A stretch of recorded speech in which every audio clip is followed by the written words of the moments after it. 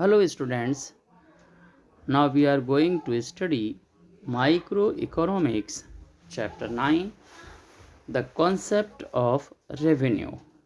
Okay students, yesterday we are studies about total revenue, average revenue and marginal revenue. तो students कल जो हमने पढ़ा था टोटल रेवेन्यू के बारे में पढ़ा था, एवरेज रेवेन्यू के बारे में भी पढ़ा था एंड द मार्जिनल रेवेन्यू भी हमने पढ़ा था। ओके स्टूडेंट, तो ये जो हमारे पास जो हमने कल स्टडी की थी उसमें हमने एक जो कॉन्सेप्ट था वो क्लियर किया था और आज वो जो हमारे पास टोटल रेवेन्यू का, एवरेज रेवेन्यू और मार्जिनल रेवेन्यू का जो रिलेशन है उसे हम एक टेबल से समझेंगे। और उसे समझने से पहले हम आपको यहाँ बता दें कि जो हमारे पास एवरेज रेवेन्यू है, जिसे हमने क्या कहा था, प्राइस कहा था। तो जो प्राइस है या एवरेज रेवेन्यू है, यह हमेशा याद रखिए कि इसकी दो कंडीशंस होती हैं। एक कंडीशंस आपके पास क्या होती है, जिसके अंदर लिखा रहता है कि ए आर इज़ कॉन्स्टेंट, कि ए आर जो है वो कांस्टेंट है। तो यहाँ हम जो पढ़ेंगे वो पढ़ेंगे ए आर इज़ कांस्टेंट। तो यहाँ हम ए आर को 10 एज्यूम करेंगे, तब हम यहाँ पर हम उसके रिलेशन को यहाँ डिस्क्राइब करेंगे। इसी तरह से हमारे पास क्या होता है, जिसमें लिखा होता है क्या कि ए आर जो है वो हमारे पास क्या होता है, वो कांस्टेंट नहीं होता है। तो जो हमारे पास क्या होगा, जब हम लिखेंगे कि ए आर, यहाँ पर जब हम लिखते हैं कि A R is not constant, ये कांस्टेंट, अगर वो कांस्टेंट नहीं है तब हमारे पास क्या उसके अंदर रिलेशन है। तो ये हम बाद में समझेंगे, पहले हम यहाँ समझेंगे कि जो ए आर है वो कांस्टेंट है। तो यहाँ पर ए आर की जो वैल्यू है वो हमारे पास कितनी है, 10 है। ओके, तो यहाँ हम इस टेबल पर आते हैं कि यहाँ हमारे पास हमने पहले ये जो आउटपुट है, आउटपुट में यानी जिसे हम किससे डिफ़ाइन करते हैं, क्यू से डिफ़ाइन करते हैं।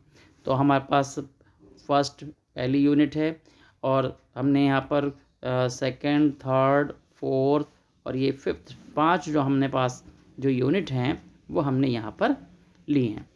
तो सबका प्राइस, जैसे हमने कहा कि प्राइस क्या है, कांस्टेंट है।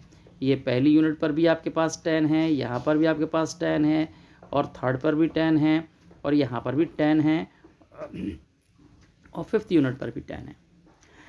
तो जब हम बात करेंगे ए आर की, तो ए आर यहाँ कांस्टेंट है। सारी यूनिट्स पर हमने यहाँ कहा कि जो ए आर है वो कांस्टेंट है।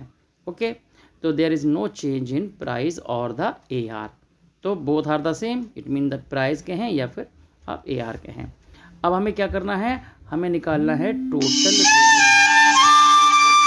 रेवेन्यू।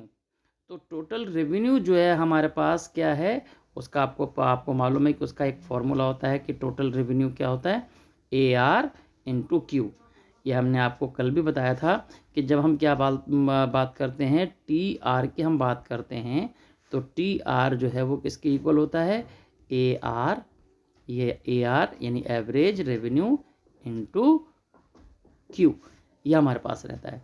ओके, तो इस तरह से हमारे पास यहाँ पर जो आपके पास रहेगा वो आपके पास रहेगा। तो यहाँ जो टोटल रेवेन्यू है उसका यहाँ पर रिलेशन देखिए कि ए आर ये है आपके पास और ये आपके पास क्यू है। तो इसका मीन है कि हम 1 को और 10 को यहाँ पर क्या करें, मल्टीपल कर दें। तो ये हमारे पास क्या हो जाएगा, ये आ जाएगा 1। अगर 10 1 जा तो ये 10 हमारे पास आ गया। इसी तरह से 20 हमारे पास आ जाएगा, तीसरी यूनिट पर 30 आपके पास होगा और यहाँ पर 40 आपके पास होगा और ये 50 पे आप 5 इंटू 10 करेंगे तो 50 हो जाएगा। तो इस तरह से हमारे पास क्या हो जाएगा कि ये टोटल रेवेन्यू हमने यहाँ पर कैलकुलेट कर लिया। तो ये आपको समझ में आ गया कि जब हम टोटल रेवेन्यू निकालते हैं तो टोटल रेवेन्यू क्या होगा, ए आर इंटू क्यू, या हम इसको कहेंगे पी इंटू क्यू। तो ये हमारे पास रहा। ओके, अब हम बात करते हैं किसकी, अब हम बात करते हैं मार्जिनल रेवेन्यू की। तो मार्जिनल रेवेन्यू के लिए हमारे पास क्या है, हम मार्जिनल रेवेन्यू यहाँ पर पढ़ेंगे।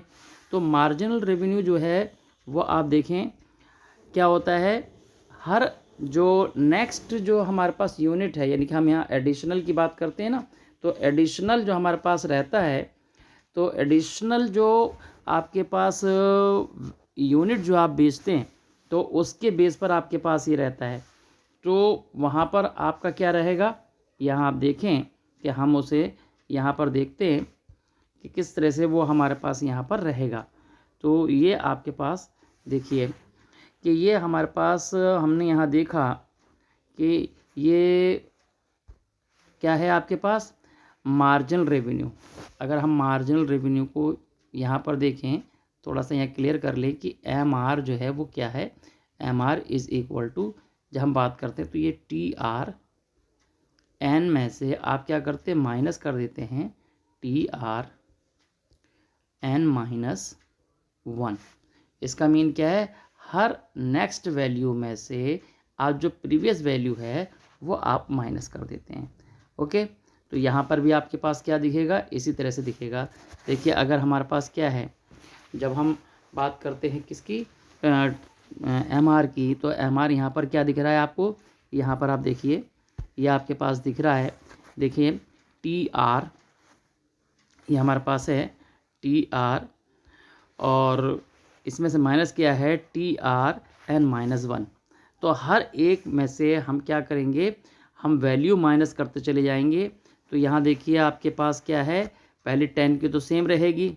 ओके, तो जो 10 की वैल्यू है वो आपके पास सेम रहेगी, और बाकी जो है हमारे पास यहाँ पर चेंज होती जाएंगी। तो यहाँ पर देखिए किस तरह से वो हमारे पास रहेगी कि यहाँ हर अगली वैल्यू में से देखें, यहाँ पर जो ये 10 वाली, तो ये तो समझ में आ गई कि ये आपके पास सेम रहेगी। अब फिर आपके पास यहाँ 20 में से आप क्या करेंगे, ये 10 माइनस करेंगे, तो ये फिर से आपके पास यहाँ पर क्या आ जाएगा, ये 10, और नेक्स्ट भी आपके पास क्या है, ये 10, फिर आपके पास ये 10, और यहाँ पर ये फिर 10। तो इस तरह से हमारे पास क्या निकल रहा है कि एक यहाँ से इंडिकेशन आ रहा है कि जब क्या होता है कि ए आर जो है वो कांस्टेंट होता है। जब ये ए आर देखें हर जगह 10 है, तो जो मार्जिनल रेवेन्यू है, अगर हम मार्जिनल रेवेन्यू की हम बात करें, तो मार्जिनल रेवेन्यू भी जब टी आर क्या होता है, कांस्टेंट होता है, तो हमेशा याद रखना है कि यहाँ पर जब प्राइस या ए आर कांस्टेंट होगा, तो हर हालत में हमारे पास जब एम आर निकालते हैं तो वो भी कांस्टेंट कैलकुलेट होता है। ये देखिए क्यों, क्योंकि जो टी आर है वो एक कांस्टेंट रेट से बढ़ता रहता है, और उसमें से हम माइनस करते तो ये हमारे पास वैल्यू आ जाती है। तो ये आपको समझ में आ गया कि जब भी आपके पास ए आर जो है वो कांस्टेंट हो, तो ए आर और एम आर ये जो हमारे पास है ये दोनों बराबर होते हैं। तो याद रखना है कि ए आर के कांस्टेंट होने पर ए आर हमेशा ये जो हमारे पास है एम आर के इक्वल होगा। ओके, ये बात आपको समझ में आ गई। ओके, तो इस तरह से ये पहली चीज़ आपने समझ ली कि अगर ये कांस्टेंट होता है तो ए आर और एम आर दोनों हमेशा